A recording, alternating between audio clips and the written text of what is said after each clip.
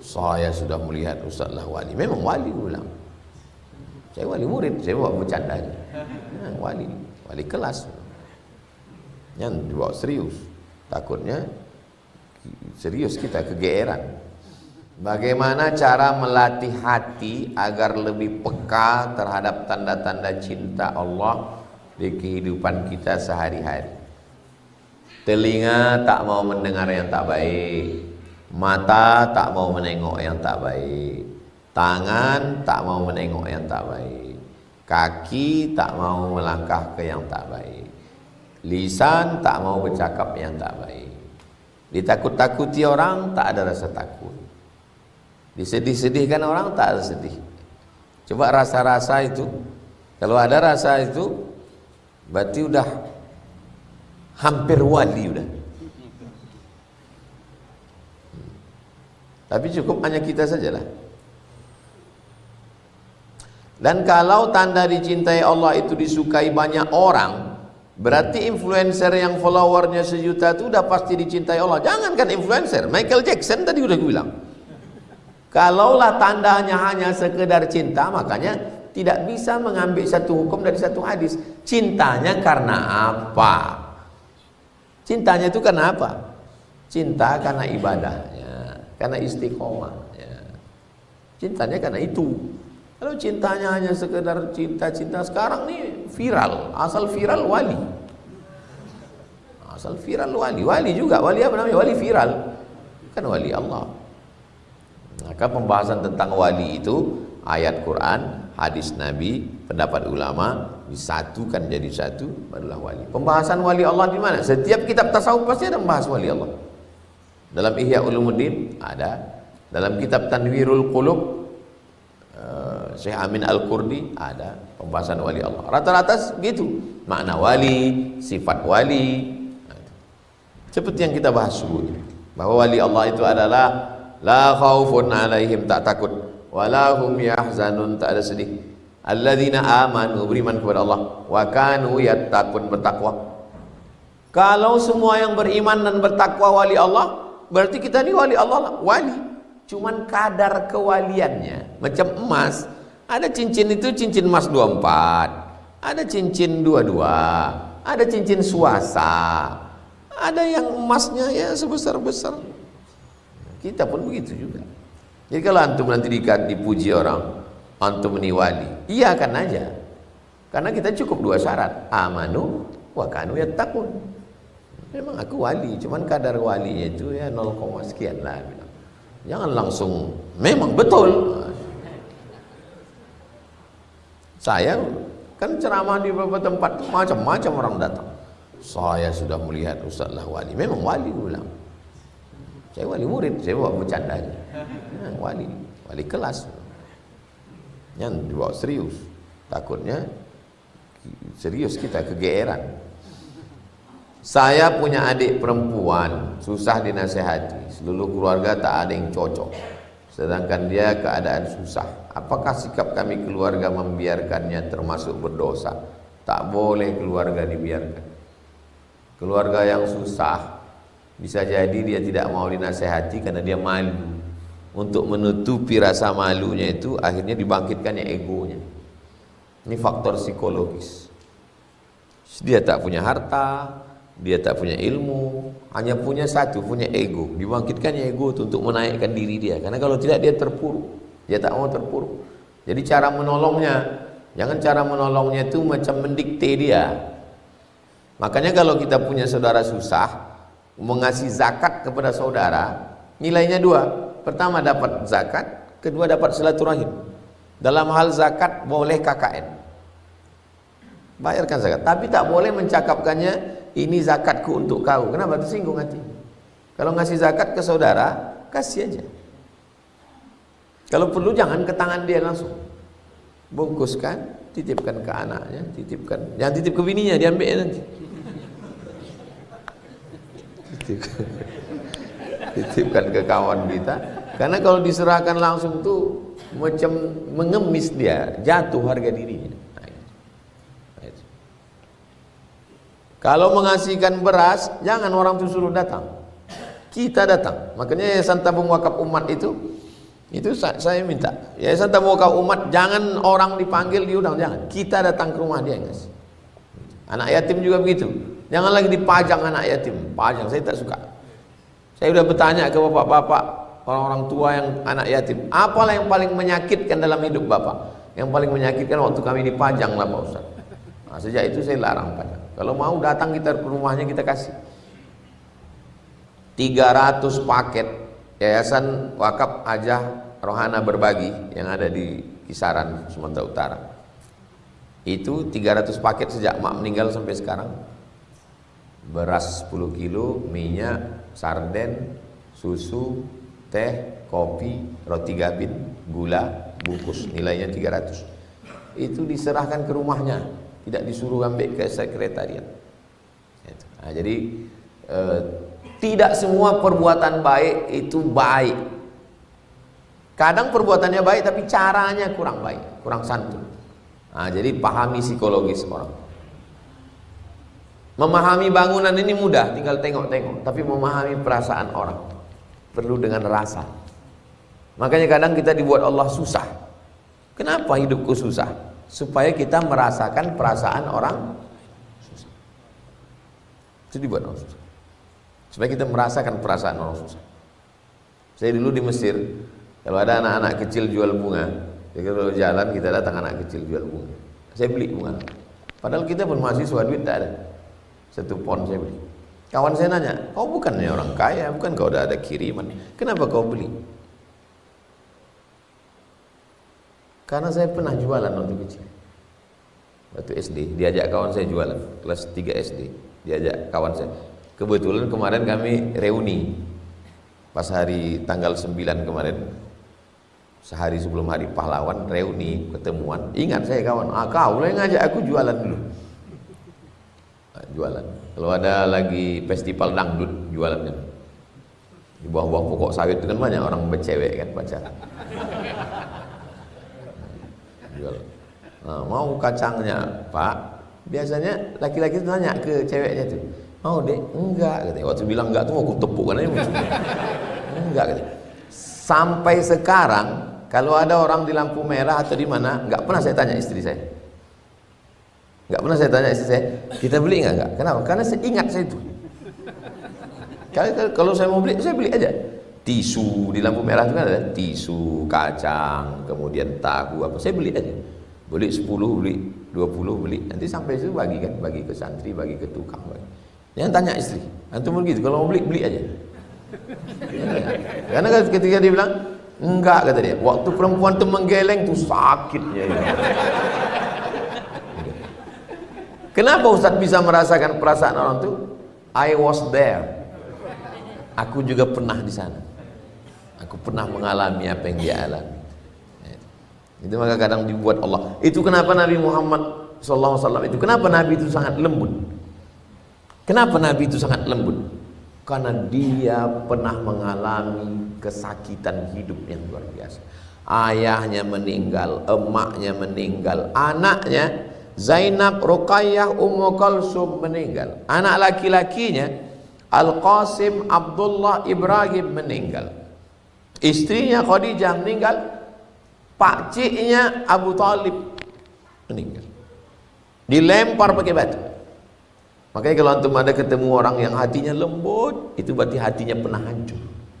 Hati yang pernah hancur, dia akan sangat lembut. Tengoklah betapa lembutnya hati Zainuddin, karena hancur ditinggalkan Hayati. Kadang sengaja Allah buat hati kita itu hancur supaya dia menjadi lembut. Hati yang keras, anak orang kaya, sombong, angkuh, tunjuk kiri, tunjuk kanan, tak pernah mengalami kesusahan.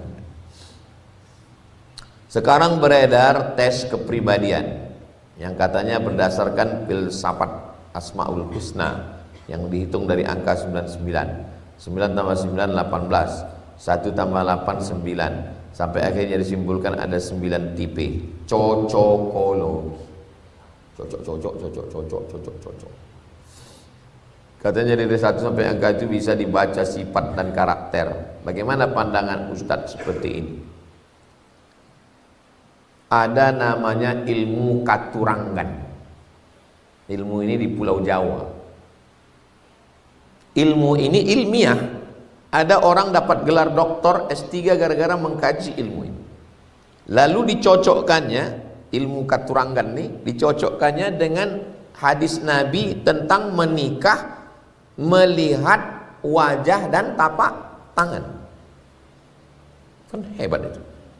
Semua ahli hadis mengatakan, kenapa menengok wajah? Karena kadang ada kata orang cantik, kata kita tak cantik. Tapi ada kadang kata kita cantik, kata orang tak cantik. Jadi kita waktu mau menikah tuh kita yakin menengok perempuan tuh memang kita suka sama dia, bukan kata orang. Itu maka kita tengok dulu mukanya. Jangan beli kucing dalam karung. Yang kedua, tengok tapak tangan. Karena tapak tangan itu kalau dia kasar berarti dia budak, hamba sahaya. Maksudnya kita siap tidak nikah dengan budak, itu saja cukup. Tapi dia, orang ini mengatakan menengok wajah itu berarti ada sifat-sifat.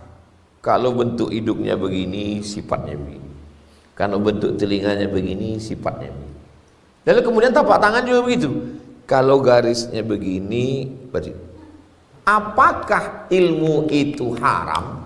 Jadi ilmu itu begini. Awalnya ilmu itu dulu untuk membeli kuda. Kalau kuda itu telinganya begini, sifatnya begini. Namanya kebanyakan. Ada kuda 10 ekor. Kalau telinganya begini, kebanyakannya sifatnya pasti begini. Ilmu itu ilmu kebanyakan. Ilmu itu ilmu prediksi. Dia tidak bisa dijadikan standar. Kenapa? Karena kudanya 10, yang sifat macam itu 9. Iya kalau kita dapat yang 9, kalau dapat yang 1, tak bisa itu dipakai pada manusia. Itu namanya ilmu prediksi, kebanyakan. Kebanyakan, kalau orang telinganya itu besar, pemberani. Kalau telinganya kecil, penakut. Kebanyakan, kalau orang telinganya itu agak ke dalam begini, sifatnya begini. Kalau itu dijadikan standar, rusak tauhid kita. Rusak tauhid kepada Allah SWT. Jadi orang ini ditetapkannya bahwa sifat manusia itu ada 9. Ada sifat begini, ada sifat begini. Lalu untuk supaya orang percaya, karena kalau hanya cerita ini kata orang, alah ramalan. Gimana supaya orang percaya? Dilegalisir pakai agama. Kalau mau mengelabui orang miskin, mengelabui orang bodoh, mengelabui orang dungu, maka sampullah segala sesuatu itu dengan agama. Kata Ibnu Rushd. Ibnu Rushd seorang filosof. Ada sekolah di Pekanbaru. Dibuatnya 2 kotak. Satu kotak, satu kotak. Kotak ini dibuatnya sumbangan. Kotak ini dibuatnya sodakoh. Kepada semua bapak ibu wali murid dan para pelajar, silakan isi sumbangan dan sodakoh. Siang buka. Mana yang penuh? Sodakoh. Yang sumbangan ada, cuma tak banyak. Itu menunjukkan. Padahal yang sumbangan itu sodakoh juga. Itu menunjukkan orang. Makanya sekarang jangan, hati-hati, semua dilabeli agama. Kenapa? Apakah agama ini akan tetap eksis? Bagaimana masa depan agama? Selama manusia masih mengalami kesusahan, kesedihan, kepedihan, kepayahan, agama akan tetap ada. Kenapa? Karena agama melapangkan hati orang. Agama memberikan harapan. Tapi jangan menjual agama, menyampul segala sesuatu dengan agama. Air 5.000. Tapi kalau air itu dipasang pakai agama,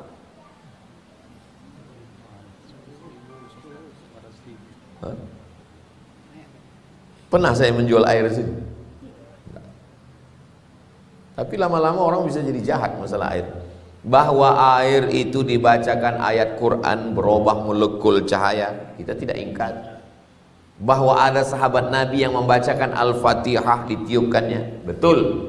Tapi perbuatan orang yang melegalisasi kejahatan dengan agama, menyikapi yang model begini ini, manusia terbagi kepada 3. Kelompok satu mengatakan enggak ada itu, bohong itu. Pendapat yang kedua mengatakan itu memang ada. Pendapat yang tengah, Wakadzalika ja'alnakum ummatan wasata.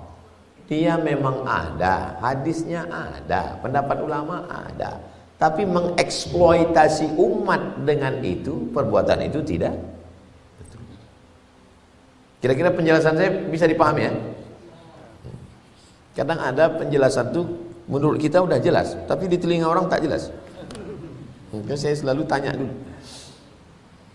Kita harus bersikap dengan kondisi sekarang banyak pengajian yang melanggar syariat. Terlebih banyaknya orang yang mengajarkan hal yang tidak sesuai syariat.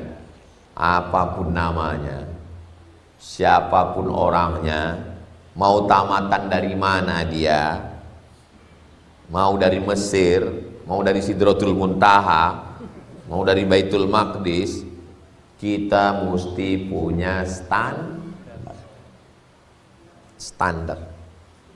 Standar akidahnya wujud tidak baqa mukhalafatul hawadisi qiyamu bi nafsihi wa daniyah qudrat iradat ilmun hayat sama basar kalam.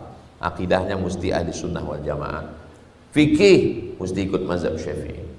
Tasawuf mesti ikut Imam Junaid al-Baghdadi dan Imam Abu Hamid al-Ghazali. Keluar daripada ini bukan ahli sunnah wal jamaah. Nah, jadi mesti. Maroko Pak Ustaz, Maroko akidahnya Asy'ari, fikihnya Maliki, tasawufnya Imam Junaid al-Baghdadi dan Abu Hamid al-Ghazali. Brunei Pak Ustaz, tidak boleh orang ceramah kalau tidak dapat tauliyah dari sultan. Siapa yang berani ceramah tidak tauliyah, tangkap polisi.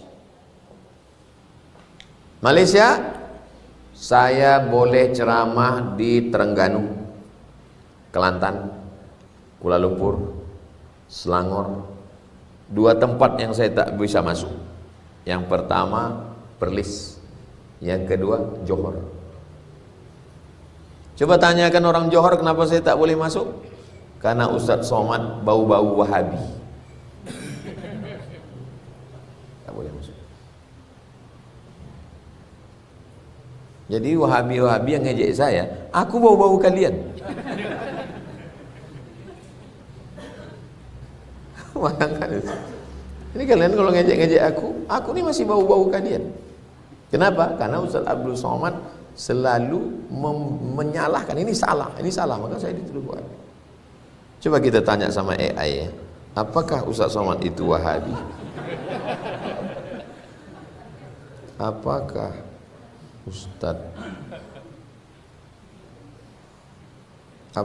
Ustaz Abdul Somad Wahabi?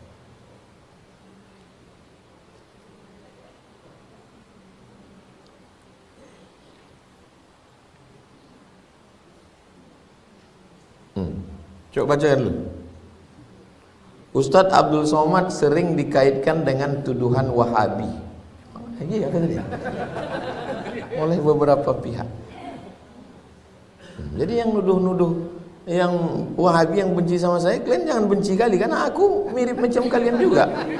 Tak mungkin ini bohong. Ustadz Abdul Somad sering dikaitkan dengan tuduhan Wahabi oleh beberapa pihak. Namun pandangan ini masih diperdebatkan. Nanti lanjutnya baca sendiri. Memang ada bau-bau Wahabi saya ini. Apa bedanya hulul dengan wahdatul wujud?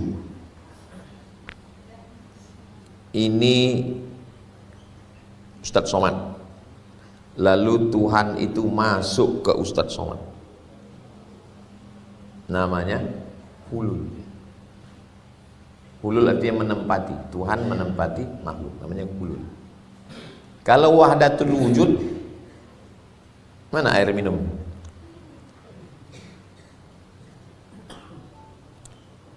Ini teori filsafat ya. Kenapa nanti ya kalau antum dengar ada orang yang melarang filsafat tak boleh. Bisakah menciptakan sesuatu dari tidak ada? Menurut filsafat, tak bisa. Kaedahnya creatio ex nihilo. Creatio membuat sesuatu, ex nihilo, nihil dari tak ada. Tidak bisa menciptakan sesuatu dari tidak ada. Jadi Tuhan menciptakan manusia itu dari apa? Dari dirinya sendiri. Ini Tuhan. Lalu Tuhan itu melimpah dia. Dia melimpah. Nama teorinya teori Faidon. Faidon artinya melimpah. Lalu Tuhan itu melimpah. Ini Tuhan, ini limpahan Tuhan. Tuhan dengan limpahannya sama enggak? Sama. Ini Tuhan, ini limpahannya. Sama-sama air kan? Nah, Tuhan melimpah jadi matahari, Tuhan melimpah jadi planet, Tuhan melimpah jadi bumi, Tuhan melimpah, dan Tuhan melimpah menjadi antum. Antum adalah Tuhan. Makanya nanti kalau antum mendengar ada pengajian, sebenarnya kita nih Tuhan. Sudah tak paham? Sudah paham datangnya dari mana? Filsafat. Sebetulnya kita ini Tuhan gitu ya. Jadi maksudnya, kau kenapa tak sembahyang lagi? Dulu waktu aku ngaji sama Ustaz Somad, aku masih sembahyang karena masih ada yang disembah, ada yang menyembah. Tapi setelah aku mengaji ini ternyata tak ada yang disembah. Sebenarnya satu semuanya. Jadi Ustaz Somad itu kulit-kulit kitab aja. Belum masih kaji-kaji syariat, masih kaji fikih. Sebetulnya alam semesta ini Tuhan. Paham? Dari mana datangnya? Bahwa semua ini itulah dia wahdatul wujud. Wahdah artinya satu. Wujud, wujudnya itu satu. Paham tak paham? Nyambung tak nyambung? Nama teorinya Faidon, melimpah. Air melimpah menjadi matahari, menjadi bulan, menjadi bintang, menjadi termasuklah menjadi aku. Maka aku adalah Tuhan. Aku sebenarnya Tuhan. Bisakah limpahannya tadi balik ke isinya? Balik dia? Bisa? Bisa. Itulah dia, menyatu dengan Tuhan. Paham? Simpel, sederhana memahami. Jadi yang ada itu bukan wahdatul wujud, wahdatus syuhud. Wahdatus syuhud, satu pandangan. Memandang bahwa semua ini adalah makhluk Allah Subhanahu wa taala. Kita kalau tak jelas mana yang menyembah, mana yang disembah, rusaklah tauhid kita. Iyyaka na'budu wa iyyaka nasta'in. Kami menyembah Engkau. Bagi mereka tak ada lagi, kata dia, tak ada. Yang menyembah dan ditembah itu satu, kata dia, tak ada lagi. Batallah syariat. Tak sembahyang. Ujung-ujungnya orang ngaji-ngaji gini tak sembahyang. Zaman dulu orang yang ngaji-ngaji begini apa hukumnya? Tidak didebat, lalu mancung.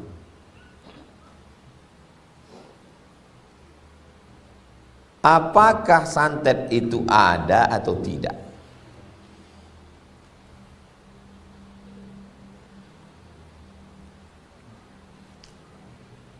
Diambilnya tali, lalu tali itu dijatuhkannya ke lantai, berubah menjadi ular. Ada atau tak ada? Ada. Ada dalam Quran. Saharu a'yunan nas. Tukang-tukang sihir itu menyihir mata manusia. Diambilnya tali-tali itu dilemparkan. Lalu kata Allah kepada Nabi Musa, idrib bi'asakal hajar. Pukulkan tongkatmu itu ke batu. Memancar 12 mata air. Jatuhkan tongkatmu itu. Fa idza hiya hayyatun tas'a. Dia menjadi ular. Lalu tongkat Nabi Musa menjadi ular, memakan ular-ular kecil. Lalu tukang-tukang sihir itu pun masuk Islam. Bahwa sihir itu ada. Tukang sihir melakukan mantra-mantra sihir, berkawan sama setan. Setanlah yang menolong. Jadi sihir itu ada. Kalau ditanya apakah santet, bahasa kitanya santet, bahasa Arabnya sihir, ada. Kata pesulap merah tidak ada. Ya, pesulap merah kan bukan ustadz. Antum kalau bertanya agama jangan sama pesulap merah. Bertanya agama itu ya sama ulama, sama orang berilmu. Mungkin yang dia maksudkan adalah tidak ada santet itu, dia mau menantang dukun-dukun itu. Kan ditantangnya dukun itu. Akhirnya kalau memang, maka jangan potong begini. Tengok kronologisnya. Kalian buat gini, kalian sangka saya tak nonton, saya nonton. Jadi dia mau nantang tukang-tukang santet itu. Kalau memang betul kalian bisa nyantet, santetlah saya gitu. Akhirnya tukang-tukang santet itu lapor ke Mabes, lapor ke polisi. Jadi kalau memang betul tukang santet itu bisa santetlah dia. Dia sebetulnya nantang tukang santet, tapi dia orangnya ngaji. Dia mungkin dia sholat sunat, dia berzikir, dia minta kepada Allah. Dia mau nantang tukang santet. Bukan dia mengatakan tidak ada sihir. Sihir itu ada. Setan ada. Kalau tak ada setan, ngapain kita baca Qul a'udzu birabbin nas, malikin nas, ilahin nas, min syarril waswasil khannas alladzi yuwaswisu fi sudurin nas minal jinnati wan nas. Ada sihir. Itulah kenapa kita pagi habis subuh baca zikir-zikir. Sedikit-dikit zikir habis subuh. Sama habis maghrib istighfar, Al-Fatihah, Qul huwallahu 3 kali, Al-Falaq sekali, An-Nas sekali, pangkal Al-Baqarah sampai wa ulaika humul muflihun, ayat kursi, ujung Al-Baqarah lillahi ma fis samawati. Habis itu tahlil la ilaha illallah, tutup dengan salawat. Itu seminim-minimnya zikir pagi. Pagi habis subuh supaya dijaga kita sampai maghrib, habis maghrib supaya dijaga sampai subuh. Supaya jangan disihir orang. Sihir santet orang. Bisa. Perempuan kalau dia memotong rambutnya dikubur dalam tanah dan dibiarkan di tempat salon, nanti curi orang, santet orang. Makanan bisa disantet orang. Ada tukang racun, tobat, mengaku dia setelah tobat, tukang racun, bukan tukang racun rumput, tukang racun orang. Jadi racun itu diletakkan di ujung kuku. Dulu tukang-tukang racun itu kuku keliking itu panjang. Tapi jangan gara-gara yang dinampak itu tukang racun. Dipetik kan begini. Racun itu diambil dari semua miang, tahu miang? Miang itu bahasa Melayu gatal. Bambu ada miang ya kan? Ambil bambu dikikis miang. Dikikis semua miang tuh. Miang buluh, miang nibung, miang tebu, semua miang-miang itu dikumpul, baru dikikiskan emas. Emas itu dikikiskan. Setelah dikikis, barulah dipanggil setan itu. Panggil setan segala setan, hantu segala hantu, bergerak nanti miang itu. Macam pasir hidup. Kalau udah bergerak dia, berarti udah masuk ke dalam. Dimasukkan ke botol. Nah, jadi kalau sakit hati, kalau benci sama orang, pasangkan, makan, muntah darah, mati. Setelah dakwah ini menyebarlah dakwah ini menyebar, akhirnya yang begitu-begitu hilang kan. Mungkin 2 generasi di atas kita, mungkin ayah kita, zaman datuk kita dulu mungkin ada. Tapi habis itu tak ada lagi. Orang udah takut semua, takut mati, kita akan mati. Padahal sebetulnya setelah saya pikir-pikir bagus juga gitu disimpan kan. Iya kan. Sekarang kan banyak juga orang-orang jahat. Bagus juga kalau kita simpan. Antum kalau mana tahu ada warisan dari antum dulu. Kalau kira-kira menurut antum bagus tak ini disimpan? Anak tengok udah mulai ragu ini. Itu contoh racun. Pustik kan. Jadi sebelum minum itu ditengok bayangan kita di atas muka air itu.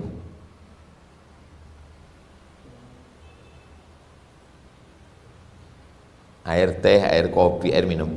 Waktu kita mau minum tuh nampak tak bayangan kita di depan? Nampak? Kalau tak ada bayangan kita, berarti berisi barang itu. Itu maka kadang orang lama lama dia mau niup. Jadi tukang sihir nih, tukang racun nih tobat. Ditanya, "Cemanalah pengalaman kau meracun orang?" Ku pasang racun pertama, cari di mana dia makan dia situ, ku pasang racun. Pas sedang mau minum, tersenggol orang siku, jatuh. Yang kedua aku pasang lagi. Pas sudah mau minum, tiba-tiba datang kawannya cerita, "Apa kabar gini?" Tak jadi minum. 3 kali batal dia minum. Disitulah aku paham bahwa Allah melindungi dia. Disitulah aku taubat. Bertaubatnya sang tukang racun. Sinetron Indosiar. Jadi sihir ini ada model-model membunuh, tapi ada sihir ini modelnya tidak membunuh, kasih sayang. Sihir juga sayang aja, tapi ke bini orang. Bisa dibuatnya sayang. dibelah pinang, bukan pinang yang untuk makan sirih, pinang yang masih muda sebesar ini, ditelan bijinya itu bulat-bulat, telan, besok pagi kan keluar dia bulat-bulat, keluar kan, nah, keluar bulat-bulat. Nanti waktu sedang masak toco, masak apa, dikikiskan ke makanan suami, kikis pinang. Nah, ibu habis masak nasi goreng, kikiskan pinang tadi, pinang. Itu suami itu patuh dia tak. Abang bin belanja mana, jangan pergi kemana, handphone mana, jangan macam-macam lagi ini. Habis aku mau pergi per lantai membebaskan anak. Patuh. Jadi kalau ada di antara antum begitu, berarti sudah temakan pinang.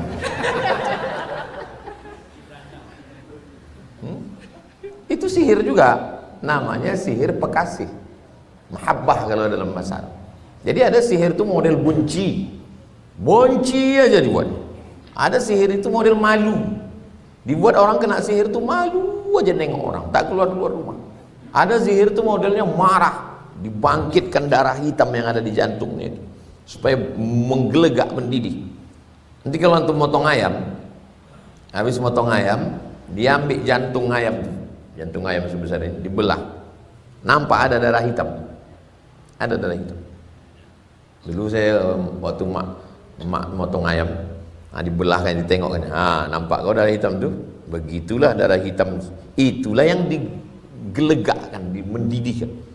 Bisa sihir itu mendidihkan darah hitam itu, juga mau ngamuk aja. Laki saya Pak Ustadz begitu loh ngamuk, tapi habis makan tenang. Nah, itu bukan kena sihir, lapar itu. Nah, jadi sihir ini banyak.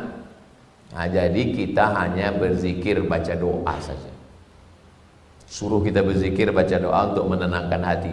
Makanya la ilaha illallah itu ke jantung tuh. La ilaha illallah ke jantung. Dipukulkan la ilaha illallah itu ke jantung untuk menghilangkan darah-darah hitam dari jantung. Bukan asal-asal angguk aja itu. Tengok orang mengangguk pula. Jantung sebelah kiri. Nah, itu tentang sihir tadi. Mudah-mudahan Allah menjaga kita semua. Al-Fatihah.